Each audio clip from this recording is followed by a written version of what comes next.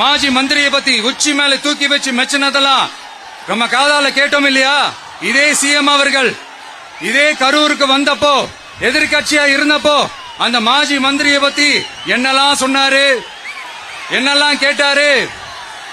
ஐயா fact check நண்பர்களே, இதெல்லாம் நீங்க பெருசா ரிசர்ச் பண்ணணும்னு அவசியமே இல்ல.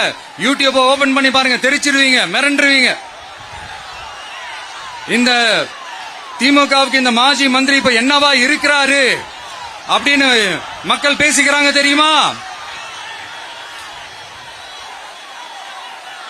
இந்த திமுக குடும்பத்துக்கு ஊழல் பண்ற பணத்தை எல்லாம் 24x7 டெலிவரி பண்ற ஒரு ஏடிஎம் மிஷினா இருக்கிறாரா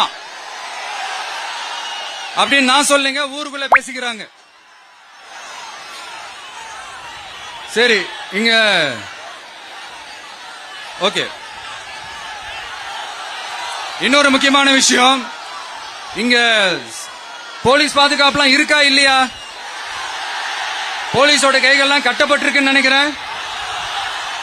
போலீசார் மக்கள் தான் சார் எஜமானர்கள்.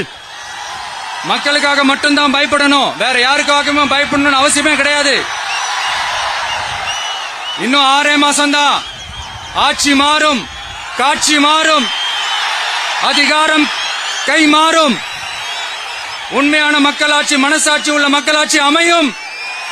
அப்ப தெரியும் எல்லாருக்கும் சுதந்திரமும் பாதுகாப்பும் 100% வரும். தேங்க்யூ நண்பா.